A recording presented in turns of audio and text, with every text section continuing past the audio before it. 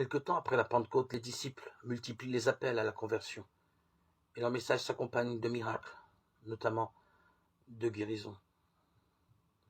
Le succès ne peut qu'être au rendez-vous, tant l'impact de la parole est spectaculaire. Au chapitre 5 du livre des Actes, on peut lire que la multitude accourait de toute ville voisine de Jérusalem, et beaucoup de gens étaient guéris, sauvés. Du coup, les religieux jaloux d'un tel succès jettent en prison Pierre et Jean, les leaders du mouvement évangélique qui s'étend. Or, l'ange du Seigneur intervient et les disciples sont miraculeusement libérés. Ils reçoivent alors une consigne qui n'est pas de fuir les menaces ni de se cacher en attendant que cela se passe. L'ange déclare « Retournez dans le temple et dites au peuple toutes les paroles de vie. » Malgré l'opposition, la mission est de proclamer l'évangile, même là où il est refusé. Celui qui fait sortir de prison manifeste aussi le soutien accordé aux disciples, pourtant menacés par le parti des religieux. Au-delà de la consigne, il y a cette réalité qui pousse à oser proclamer la bonne nouvelle.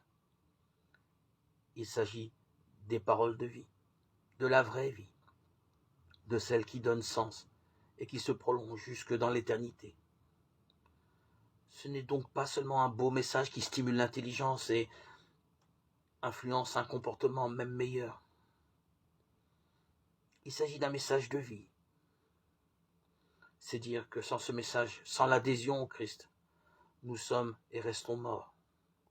De façon presque brutale, l'apôtre Paul redit cette vérité aux Éphésiens.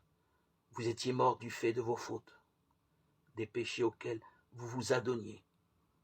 Mais Dieu vous a rendus vivants avec le Christ. Éphésiens 2, 5.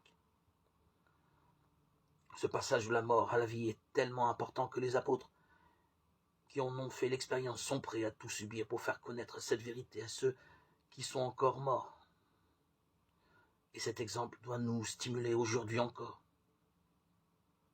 Si j'annonce l'évangile, ce n'est pas pour moi un sujet de gloire, car la nécessité m'en est imposée, et malheur à moi si je ne l'annonce pas. 1 Corinthiens 9, 16.